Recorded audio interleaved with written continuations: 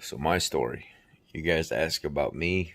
Some of you have seen um, a big TikTok guy share a little bit of my story on his page, and a lot of people have privately messaged me and asked for me to tell my story. How did you go from being, just a human child in somebody's home that wasn't even blood to them to becoming what you are today? And not being a statistic, not being um, just another one of those people that end up in prison or jail or on drugs or being some kind of abuser. So here's my story. This may take a while. So if you don't have the time, I'm not sure you're going to want to sit through this. But let's go. Let's just get it out there. So my mother was young when she had me. My mother was about, I think my mother was 18 years old. And my father, some of the, let me tell you the story the year and a half before that. My father had left Alabama and he was in a rocky relationship. Him and my mom, they didn't know each other at the time. And he left his relationship that he was in and he moved up north to Illinois. He joined the military. He was in the army, and he met my mother. They started dating, and they were best of friends. But the deeper he got involved with the military, and the more he was away for training and stuff like that, the more rocky the relationship got. With them both being very very young, my dad didn't know how to take it because my mom was making friends and carrying on with life long before um, their relationship, prospered all that much. He said I would see new faces all the time, new friends all the time. She was a very social person. She was inviting people over to our home all the time that I didn't know, and I wasn't okay with that. I don't want some other man or people in my home that I'm not aware of. We both, as a couple, need to be okay with it. And he said, me and your mother, we, for the most part, were fine. But I just couldn't get adjusted to the new faces all the time and her moving on with her life. And, um, she had a life outside of our marriage that I didn't even know of. Wanting to go out with her friends all the time, wanting to go have a good time, and staying the weekend at people's homes, and wasn't home with me when I was home. And he said I had a huge problem with that. And I was tired of coming home and seeing men in my home at like a party scene or something like that, and I'd have to run everybody out the door, and then I was the bad guy for running people out the door. So he said eventually, I got tired of it, and I gave her an ultimatum. I told her to knock her stuff off, or we were gonna have to split. She would knock her stuff off, and was really immature. Me being in the military and stuff, it's kind of that forced, you're gonna have to grow up kind of thing. You learn new responsibility, and you grow. You're forced into growing and becoming something. Um, and we were on two different levels.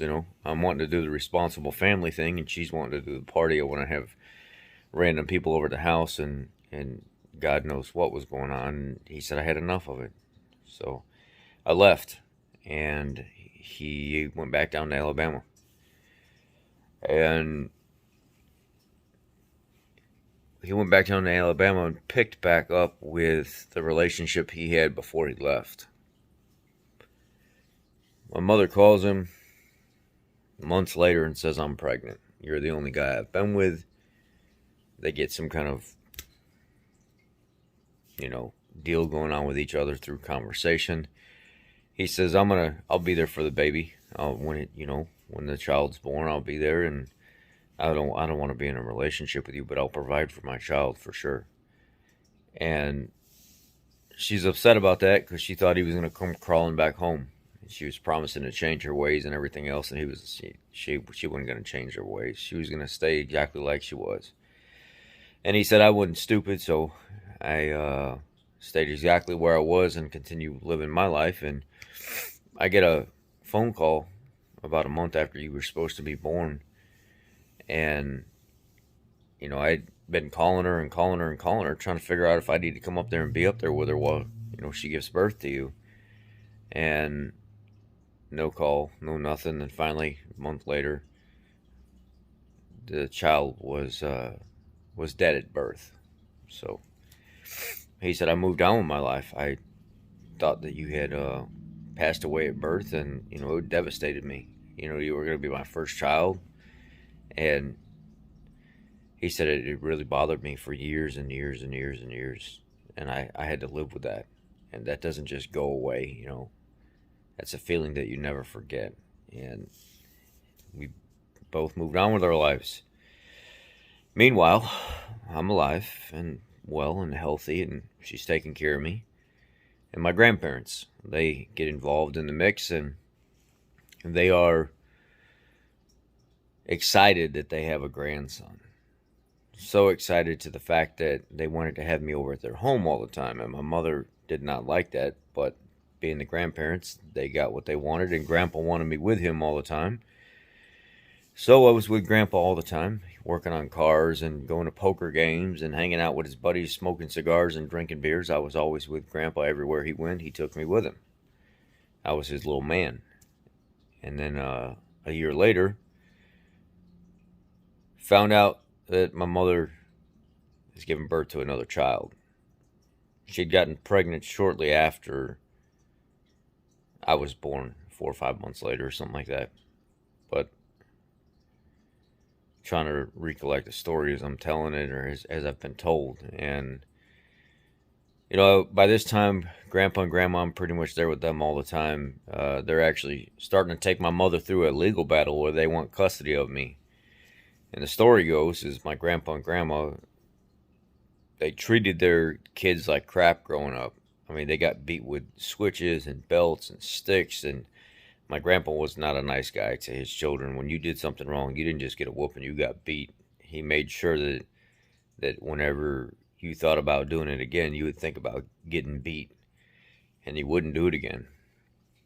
So that was the kind he ruled with an iron fist. There was no what he said went, and it was exactly as he said it, and that's how it was. And they ended up taking my mom to court, getting custody of me. And then by then she'd been so distraught by everything that was going on, when she ended up having my sister. She was bad off on drugs. And then my grandpa and grandma got custody of my sister as well. My mom kind of lived in the area, but moved on with her life. And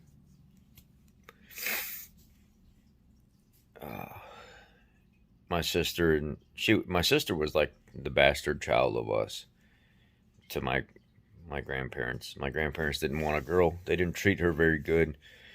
And later years, sit down talking to my uncle about 10 years ago about what happened when we were children. I'm 35 now. This is back when I was like 25, 26 years old, right after I got out of the military. I was sitting down talking to my uncle, and it's like, what happened?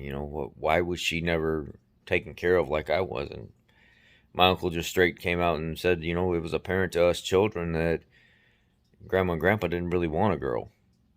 There was just a thing that they agreed to because she was blood, and it's your mom wasn't doing so good, and them taking you from her really destroyed her, and she started making some poor choices. And I asked myself, did they ever really have a reason to take me from Mom? I said, no.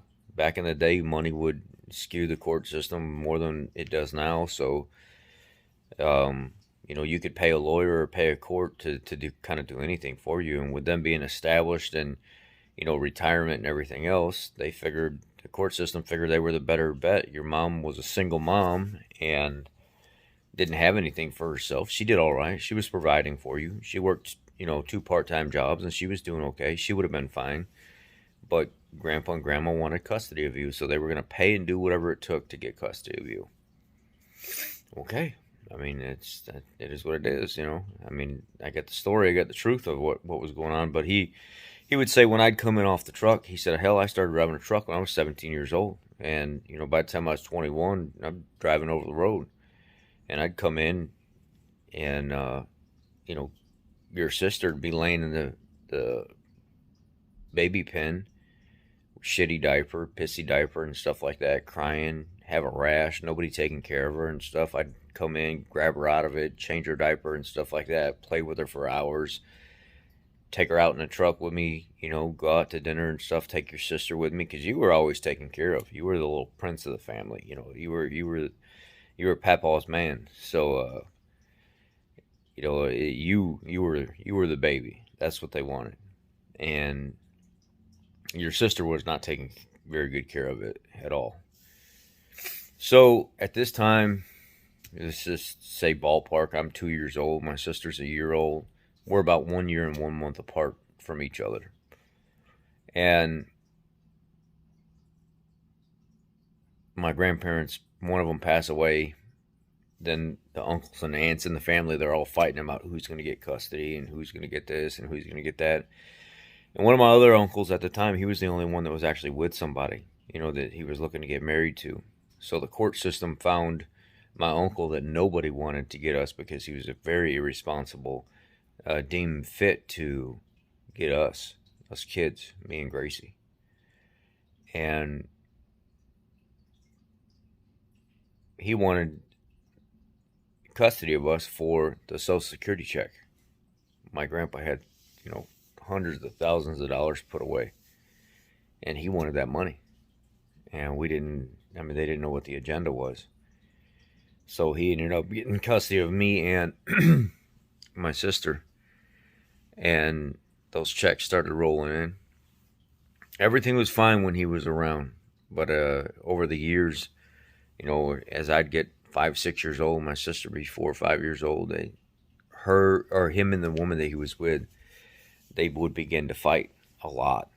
And it got physical a lot. And a lot of drugs started getting involved. And they ended up splitting up when I was like 7 years old. My sister was like, I think I was about 7 years old. I'm trying to recollect everything, you know, just kind of like what I can put together from what I remember and through the family telling me the stories. And then my sister, you know, she's a year and 1 month old. So if I'm 7, she's 6. If I'm 6, she's 5. You know, so anyway, she ended up getting taken out of the house because they were back and forth, and they split up so much. DCFS came in and took her out of the house. And I remember the last few months before they took her out of the house, we would go meet at a McDonald's. And there was this really nice dressed couple that would show up, their husband and wife. They drove a nice car. They were dressed, you know, dressed to the nines. I mean, really nice clothes, smelled very, very good, very clean. And they would visit with her specifically, and I didn't know what it was. And then all of a sudden, she went and spent the weekend at their house, and then they'd drop her back off at the McDonald's. So over a few month period, I kept seeing these people on the weekend. And then eventually she would spend a weekend, maybe it was a weekend or two with them. And then all of a sudden, one weekend they met up there, and there was these people with suits and, you know, briefcase and paperwork and everything else, and it was done. She was gone. She was taken out of my life. And me and my sister, we were best of friends, man. We would play house together, dress up as, you know, the school teacher and student, and dress the dog up, the little Chihuahua dog we had. And mind you, at this time, she actually had a few kids before my sister was taken with my uncle. She had 2 kids with my uncle. And they were kind of growing up as we're growing up, you know. Yeah. They took my sister and never to see her again. So I didn't know what happened to her. It devastated me. My sister, my best friend, she's gone. You know, just disappeared. And these people took her. So over the years to come, you know, the 2 little ones that were of that she had, this woman that had married my uncle. Well, didn't marry him. said they were going to get married, and they never actually got married. So DCFS was under the impression they were in the process of getting married, and they, I guess, pulled the trigger too quick on putting us with, or me and Gracie with my uncle and this woman that he was going to marry. And then, they had a few kids, and then DCFS comes in, takes my sister away, and then drugs and everything else that was going on in the house had split up my uncle and this woman, my aunt, by what you would call by marriage. Split them up, and my uncle kind of went off on his way and left me with this woman. And I'm going to school at the time, and 7, 8 years old. Things start changing. I start getting attacked by this woman, and I notice she's bringing a lot of drugs in the house. From time to time, she's bringing drugs in, and she's partaking and using these drugs recreationally. And the two younger kids never got touched.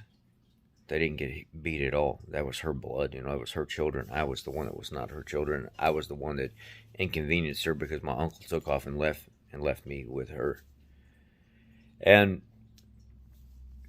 she would get to the point where, it wasn't just whoopings. She would try to purposely find studded belts with metal rings in them, spikes in them, and everything else, and she would just beat me with these things. And it could be over something stupid like, take out the garbage. I'd take out the garbage. Well, you didn't take out the garbage fast enough. And I was deathly terrified of this woman. This woman would grab me by the neck and hold me up in the air and just hold me there and just choke me until I'd pass out. Or a lot of times close to passing out. The other two kids, she would never do anything to. And along came responsibility over the years. The more I get beat, the more I get, hit with things and stuff like that, the more responsibility came. It was get the kids up, get them ready for school. All right, go start the laundry. Go start cooking dinner and stuff, So between the ages of 7 to like 10 years old, I had progressed so much on my responsibilities in the home that I was taking care of babies. I was washing laundry. I was scrubbing the floors and the walls and stuff in the house. I was cooking dinner for the family, and the beatings would progressively get worse. It would get to the point where my hands were being bound, my feet were being bound. I was being stripped of my clothes and beaten in the middle of the floor, or taken to the living room and beat over the couches and stuff like that. And by the time I was in the 6th grade, there was about 11 years old or something like that. 11, 12 years old. By the time I was in the 6th grade, she'd been getting involved in this drug trafficking stuff so much, and this old man kept showing up around the house. And I didn't know who this old man was. And eventually, this old man moved in. I'm talking, when I say old man, this woman, 28, 29 years old, and this man, 67, 68, somewhere late 60s. He moved in. And then they started becoming intimate with each other. And then he ended up getting her pregnant. Well, she had a baby, a boy. I think it was 10, 11 years old when she had him. She nursed him along, and then ended up getting pregnant again. And she had a girl. So while she was nursing one and, taking care of him and raising him while doing all the other stuff with the rest of us and beating the hell out of me every single day, I had noticed that she was growing again in the belly region, and as apparent she was pregnant with another child. So after she got done raising one and getting him off the bottle and stuff like that, she's already, trying to prepare for another one. And when I was in the 2nd weekend of the 6th grade, she had pulled me out of school. At that time, the one child was already like a year old, and she had just had the other one, so she's nursing that one. So after about 6 months of nursing on the tit and stuff, getting the baby weaned off the tit and put on the bottle, she started leaving me home with them, pulling me out of school and everything else. And I'd have to sit home all day with two babies. And I'm making bottles for them, changing diapers, everything else, getting the kids that she already had up and ready for school, cooking dinner, sending me to the grocery store to pay bills and stuff like that. And eventually she pulled me out of school in the 6th grade and said, "You're just going to have to stay home. I'm just going to lie to the school and tell them that, your birth father's coming to pick you up, and you're going to move up to Wisconsin or something like that and go to school up there. And I won't have custody of you anymore." Well, I don't know how the school dropped the ball on that with transfer records and everything else and following up, but they dropped the ball, and they didn't follow through with anything to make sure I was in a proper school and transfer records or anything like. They didn't do any of that.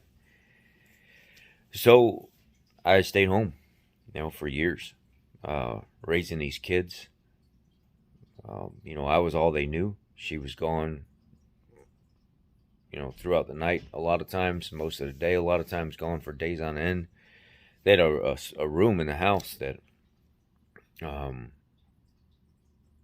had a padlock on it.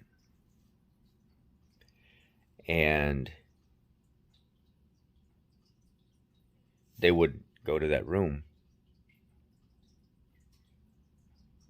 and lock us in there with nothing but a bucket and a couple gallons of water, bread and cereal and stuff, and sometimes we'd be locked in there for days. And luckily there was a gangway, next to the apartment building. So grab a little water, splash it in the bucket, throw the stuff out the window. Chicago for you, right? You ain't got nowhere to throw it. You can't get out of the room and stuff because you're locked in this room. Leave diapers and stuff with me, everything else. And it's sad situation. And locked us in this room like dogs. And I was the one taking care of everybody. A little TV to watch. Everybody had to change of clothes for a few days in there. And the beatings got worse. They got to the point where she'd get so screwed up on drugs that she would see how bad she could abuse and hurt and do these types of things. I have scars on my body where this happened one morning when I was getting the kids up ready for school. She didn't like how fast I was moving, so she got out of bed. Mind you, she took the living room and she turned it into her bedroom. She put a king-size bed in the living room, got rid of all the stuff where people watch TV, and then put an entertainment system across the front of the living room and then mounted a camera to it. So whenever his son would come in from Kentucky, he could partake in sexual activity with her. And they could record everything together, him and his son. Yeah. Yeah, I walked in on a few nights of things going on with multiple men. And as a child, seeing that it became the norm, It wasn't shocking anymore. And she'd get to the point where she was so strung out on drugs and stuff like that, and the beatings got so bad that she would make like a video on it. I know one day she had sent me to the grocery store and she said, "I want you to go get a package of that sandwich steak. I want a big bag of Okie Doke popcorn." She had the munchies. She was all high. I want, a couple loaves of Wonder Bread and a gallon of milk, some teriyaki sauce, and here's a link card. So give me a link card. Send me down to the grocery store, get the stuff, come back. They didn't have the popcorn, and I knew she was going to be, she's on her high. I knew she was going to be livid, and I didn't want to die, so I ran to another store, and then another store, and finally I found the popcorn. And I made it back home in a pretty timely manner, It wasn't gone that long. And I noticed that she looked like a demon. Her face was red, her eyes looked like they were turning red. And she opened the bag of popcorn, started munching on it, and she's just, "Oh yeah, by the way, go stand over there in that corner next to the stove." She called the two little kids, the new, they're only a couple years old. They didn't know any better. and called them in the kitchen. And she says, open that drawer right there and take all those knives out of it, lay it on the table. So I take all the knives out of it, lay it on the table. She says, go stand in that corner next to the stove over there. And she looked at the two little ones and she said, go ahead, grab it, throw it at him. Grab it and throw it at him. So the kids, they don't know what they're doing. They start grabbing the knives and throwing it at me. They're kids. They're not making it that far. And she got a kick out of watching them throw these knives at me and she'd get all tickled and stuff as they get closer and closer to me and stuff like that. Well, she saved one of them for the end. It was like a bread knife or something with a slit in the end of it. And she saved that one last. It's about a 12-inch long knife with a black plastic handle. And as they're finishing up and none of the knives are hitting me, she grabs it and she tosses it across the kitchen.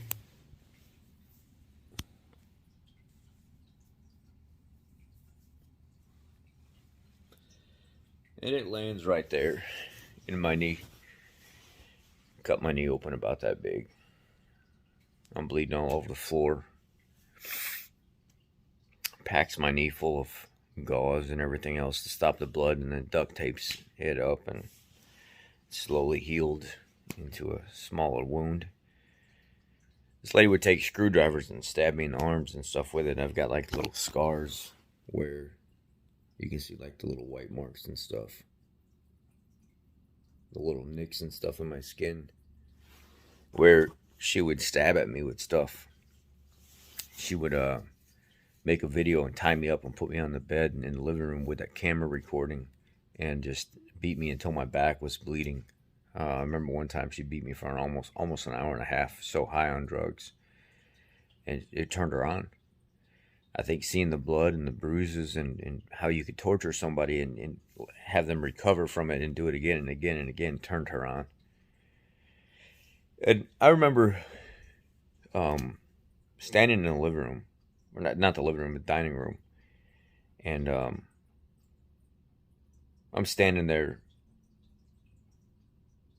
It is dark. The light's on at one end of the house in her bedroom. And the light's on in the kitchen, but everywhere else in the house is dark. And I'm standing there in the dark in the living room, and I get my head down. And I just got done getting my ass whooped pretty bad. Just because she wanted to beat the hell out of me. And I remember she had had me strip my clothes off, and she went into the bathroom and she turned all hot on in the bathtub. And in the apartment complex, the water's super hot, just like it is here in the apartment complex I live at now.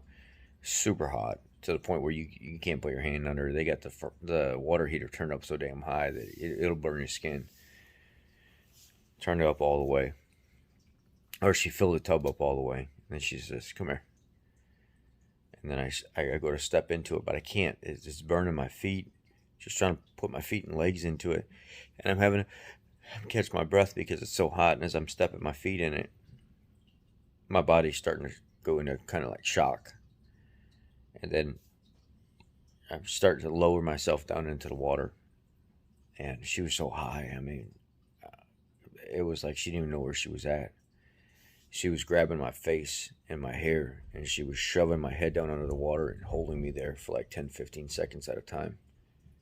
And then she'd pull my head out. She let me breathe, and then she put my head back down. She did this for about 10 minutes. And my body locked up.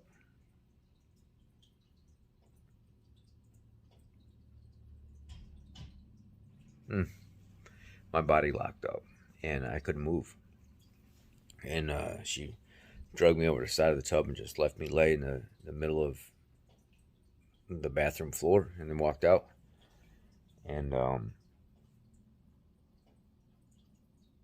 slowly over the next couple hours, I kind of came out of the shock and stuff like that, pissed all over myself. And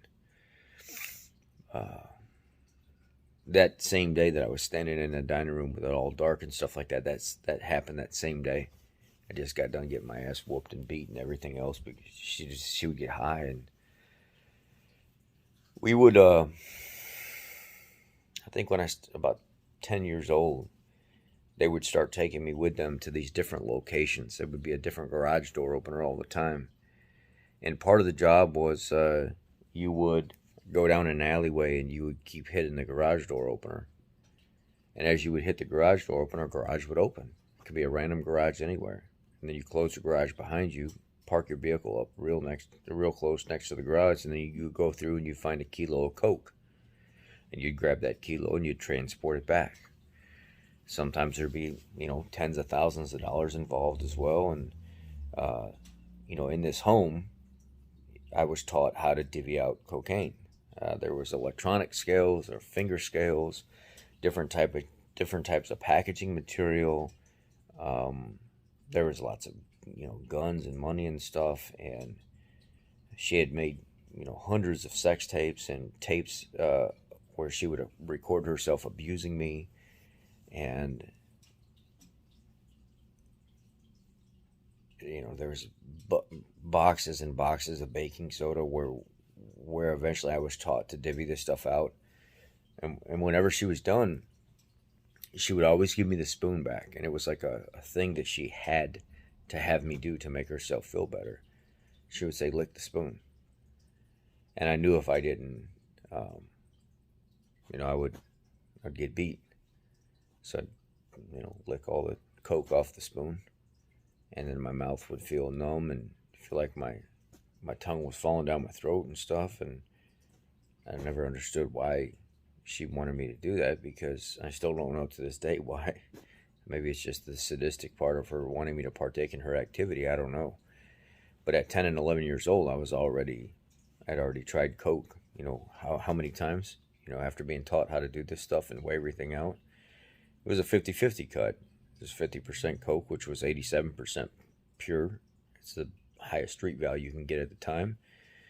So 50% Coke cut with 50% baking soda.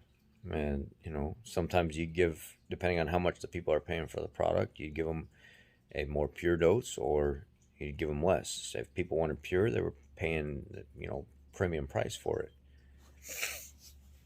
And you divvy it out how it needed to be divvied out. Somebody would come pick it up and then transport it. And then once a week, a man would show up and he would drop off a bag of money for holding and distributing and, cutting the product. And come to find out, it was actually her grandfather that was running the ring that was dropping the money off every week, but I didn't know that until later. So let's fast forward back to the whole dining room situation where that day I had got tortured with the hot water and everything else. And, for years they'd been teaching me about the drug stuff and transporting it and all this other stuff and cutting it. That day I'm standing there it's kind of like 7, 8 o'clock at night. Summer's starting to wind down. It's starting to get dark outside. I'm standing there with my head down and I'm crying because of everything that's going on in my life. And I wanted to run away. I was trying to convince myself to run away, so I ran away. I didn't make it very far.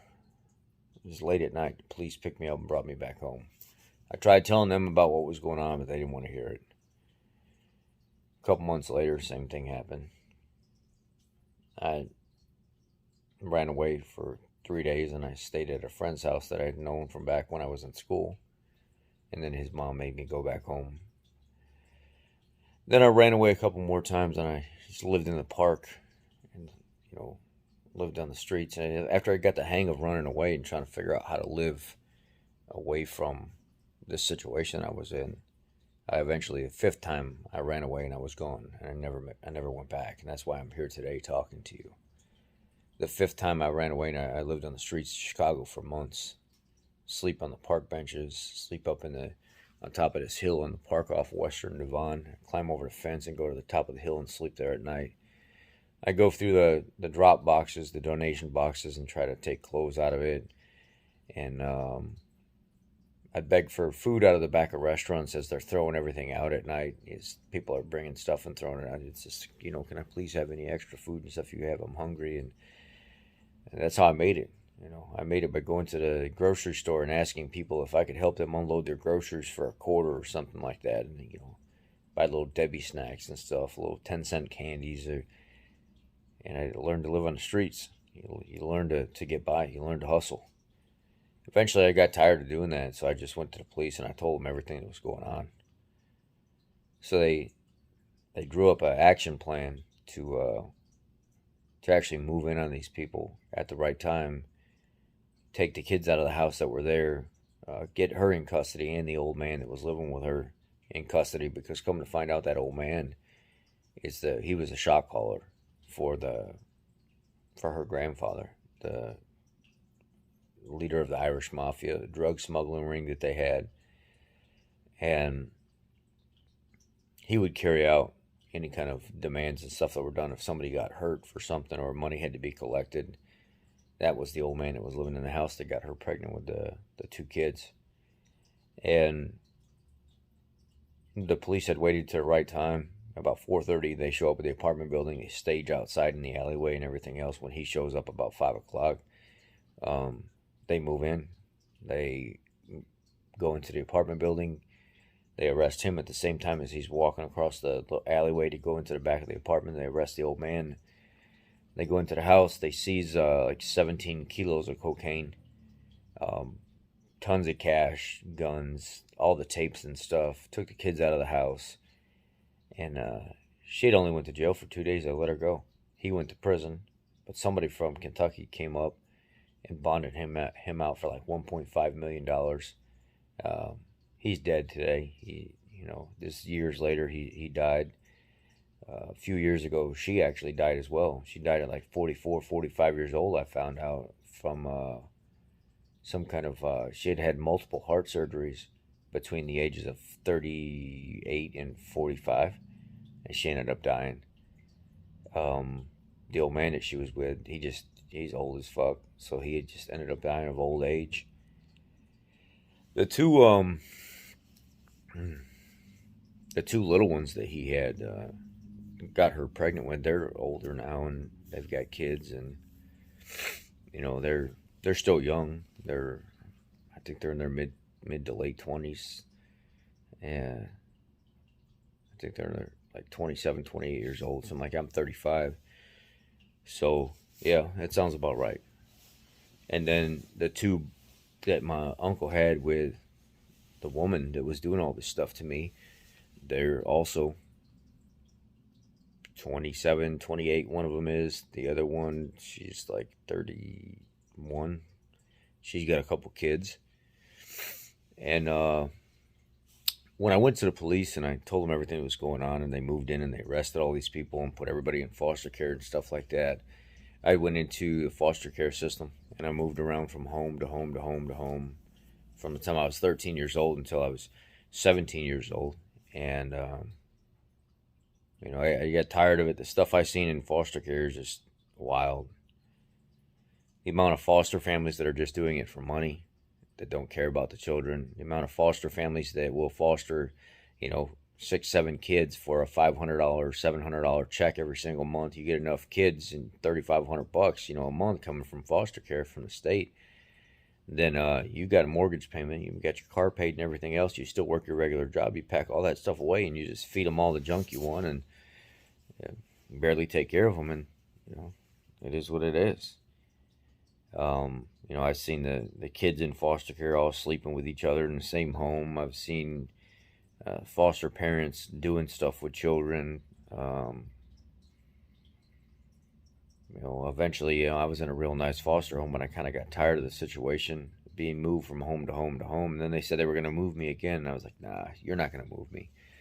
I'm 17 years old. I found out I could be emancipated. I want you to sign the paperwork and everything. I want to be my own adult. I'm going to move out on my own. I'm not going to do this anymore. I'll drop out of high school. So I went and dropped out of high school and got my own apartment. My foster father signed off on it until I was 18 years old. I started working as a janitor at the YMCA from midnight to 4 o'clock in the morning, kind of cleaning and, getting the YMCA ready for people to start using in the morning. Pulling all the towels and laundry and making sure all the garbage and stuff was taken out, and All the carpets and stuff were vacuumed. The bathroom facilities and stuff were all clean and good. And then whenever I would leave at 4 o'clock in the morning, I'd jump in my vehicle and I'd go drive to the job site. I'd blow cellulose insulation. So I'd run a crew of, it could be of, 4 to 8 people during the day, prepping and blowing cellulose insulation on new homes and old retrofit homes. And then I started pouring concrete and doing siding, and I had bought my second car, and I still felt incomplete. Then I became a supervisor at the Chicago Tribune with a bunch of employees and stuff. That I would have to show up 2 o'clock in the morning, download all the new routes, deal with any kind of customer complaints. Our drivers throwing papers at people's homes and breaking things, and hiring and firing people, and I'd have a guy show up every Friday with everybody's checks, and every Thursday with everybody's checks, and then I'd pick everything up Friday morning when I go in and put it all in their mail slot so everybody was paid. Yeah, I have guys that come in drunk and stuff at 1, 2 o'clock in the morning for work. They start rolling their papers 2:30 and putting them in little sacks and stuff, taking them out to people's homes. And I told this one guy over and over again, he kept coming to work drunk, and finally the third time he came to work drunk, I said, I gotta let you go, man. Well, you can't. You're just a supervisor at a facility. No. I hire and fire people too. I gotta let you go. You can't keep coming to work drunk. So it was my first time ever firing anybody or dealing with anybody, where I was some kind of impact on their life because of their negligence. And I get to learn early on what it was like to become an adult really quick. And I didn't think I was getting paid enough for what I was doing, running the facility, plus getting everybody, dealing with all these employees. And I finally said, I told my boss, the guy that was getting contracted to run the facility was contracting me to run it for him, and I was making a percentage of his salary. And I finally told him, I was like, I can't do this anymore, man. I don't see any future in any of this for me. Even though I'm doing good and I'm making money at a young age and I'm all right, I feel like I'm wasting my time. I feel like I need to be in the military or something like that. I'm so angry and hateful towards everybody and stuff, and that's when I joined the military. Joined the military. They broke me down and rebuilt me, gave me a family, made me feel complete. Spent 15 months in Iraq, disabled vet. Came home, went to college. Before going to college, I got married. Found out she just married me for citizenship. That was before I got out of the military. I was married, and I'd been single and abstinent for 2 years. And married the woman. She used me for citizenship, and I didn't know that. She was a local in Louisiana, that she was only here on temporary residency, and she used me as a vet. Knew that she'd be able to get naturalized a lot sooner using me than doing it on her own. She knew what she was doing. She made me feel like she loved me and stuff like that and everything else. I got us a little small home, and we got married. She became a citizen. After she became a citizen, she just quit being a wife. So I moved her and myself up to Arkansas so I could go to college and be by my uncle. And I was working at a diesel co-op, or a farming co-op, where I was a diesel technician and truck driver. And I had a bunch of money put away, like $70,000-$80,000 put away from being in Iraq. And she had went through most of it. I finally kicked her out, put her ass out, spending my money aimlessly. Get out of here. I mean, pussy's good, but it ain't that damn good.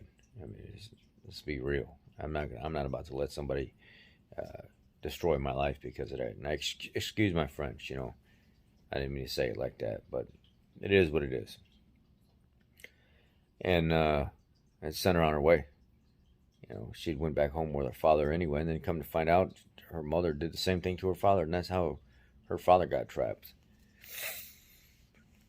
So then I finished college, diesel tech and stuff down there, and I moved back up to Illinois, go back to college again, and go to college for another 3.5, 4 years, and go on all these manufacturer programs and training, and working as a diesel tech and a driver in a school bus company as a diesel tech, then working at construction companies as a diesel tech, then going to work for International as a diesel tech, and Back down to Louisiana at a Ford dealership at this time after getting all these certifications, lead foreman there. That didn't work out. It was a shitty operation. Just kind of really, really, really, really bad situation where the dealer, small country dealer that basically knew that they were one of the only real employers in town, took advantage of the employees, had half of the employees strung out on coke and everything else, meth, and I couldn't deal with that anymore. My father ended up, well, I say my father, but it's one of my foster parents that always stayed in my life that are my mother and father. I still consider them my mother and my father today, but we don't talk a lot for specific reasons. And I found out that the foster family I felt the closest to, that I felt were my mother and father. He was sick, and they wanted me to come home. So I told the dealer, I was like, "Look, I'm gonna give you a notice. I'm gonna go back home to my family and be there for them." And even after I was out of foster care and stuff, I still kept in touch with one specific family that always loved me and treated me as their own kid. It's bad that we had a falling out a couple years ago, and we haven't, talked since. But this shit happens, right? Um, yeah. So I said I'm gonna go back home. I give you a month notice. Well, 2 weeks in, they fired me, kept all my pay, like $2,400 and all this other stuff, and it's a big drama scene. Said, no, if you're gonna quit us after you being the only certified tech here, then we lose all our certifications, and technically we can't do warranty work because shop competency is gone because you're the only certified technician here. A couple of the other guys had a couple certs, but not like I did. I had all of them. And when your dealership loses the guy with the certifications, or if they lose all their certifications, they're not certified to do warranty work anymore. Only customer pay stuff.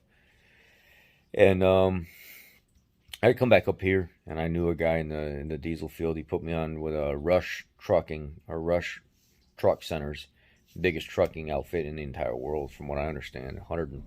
At the time, they had 140 some dealerships across the United States. The biggest outfit, or largest outfit, I should say, for repair and selling that I know of. Group out of Texas that just started buying everybody and turning them into Rush Truck Centers. So I went up there, worked for them for a little while, and then I was offered a better job where I'm at now for more money, better benefits. So that's where I am today, and that's why you see me helping you find folks here on the internet, trying to fix your car problems and be a part of your life and just be a positive impact.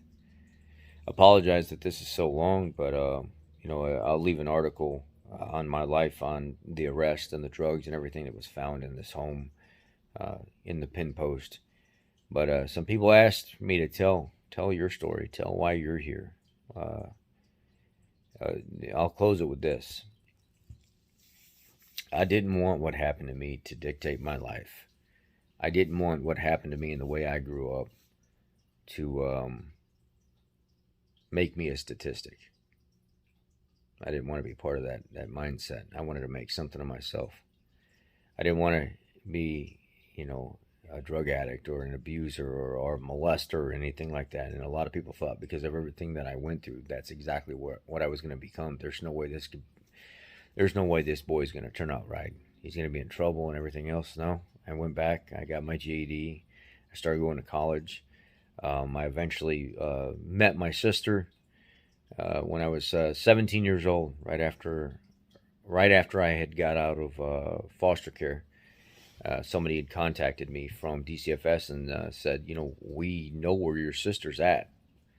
So I went and visited my sister. I hadn't seen her since we were children, 4 or 5 years old. All these years later, she's 16 years old, and I'm 17. And it was like tears seeing her all over again. I got to see my sister then.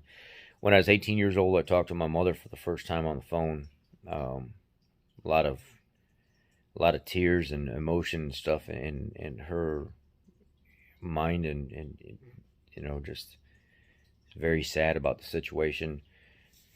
Then we lost touch again, and then when I was 21, 22, we had regained communication again. Started talking to my uncle.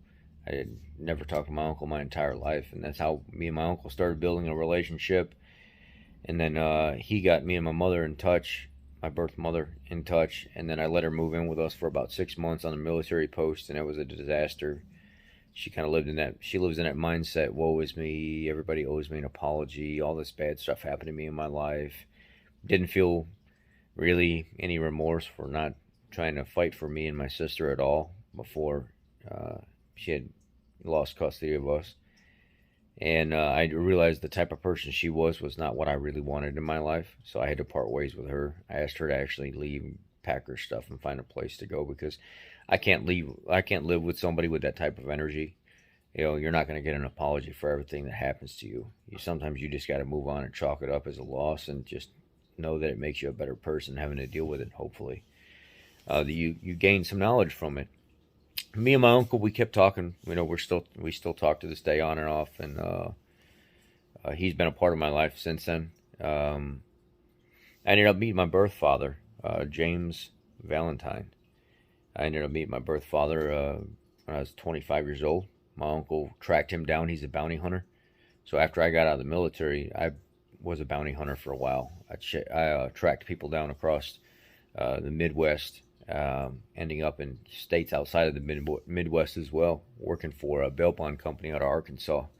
And went on many, many hunts with these guys to pull these people in a lot of dangerous places. So he is good at tracking people down. He ended up tracking down my father in Alabama. And then over a 6-month period of me and my father talking when I was 25, 26 years old, we had made plans to visit. I went out to Alabama. I visited him and his family. Lovely people. Father's a great guy. He's a rock and roll guy. Like he plays in a band. He's a lead guitarist and stuff, and just super cool. We look identical. He's a little bit shorter than me. He's got more hair than me. Great family down there. He's got his own little piece of property and stuff. And he'd been asking me to move home for years. He said, a guy like you with your kind of skill set moving to this town, we don't have mechanics like you. We don't have mechanics that understand what you understand. You can move into this town and open your own shop and take business from every single person in this town. You'd live like a king here.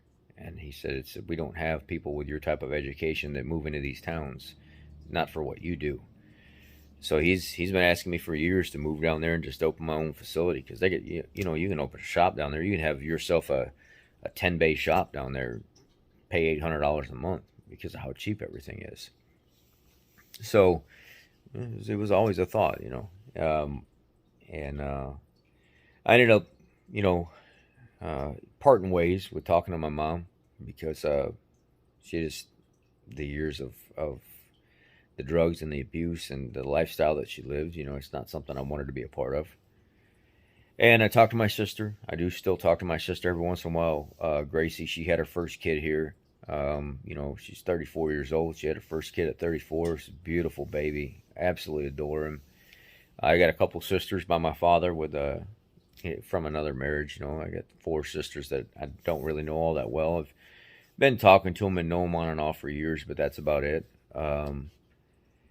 And I do have some family out there, but mainly you guys. You guys are my main family now, and my girlfriend now, and my daughter. I say, I'm not her father, but I am her father. She doesn't know her father. Her dad's never been involved in her life, and I try to be a positive role model to her and be there with her every step of the way. And my girlfriend now it's a struggle sometimes, trying to work through and navigate life when people deal with different things and you're just trying to be the best that you can and support them. So I really have a good life now. I've come a long, long way. I'm very educated now, make very good money. I've turned all the negativity into a lot of positive. Yeah. So if you have any questions, just let me know. I wanted to tell you about my life, and I'm sorry that this is, an hour long, but I figured why not? Let it out now. Today's my day off because I work Saturday, so I got Friday off, and I just wanted to talk to y'all and just tell you a little bit about me this morning and where I came from to where I'm at now. And y'all be blessed. Check out the article if you have any questions. Just let me know. Have a great day. Have a safe weekend. Don't do anything I wouldn't do, or don't. Yeah. However it goes, just be safe.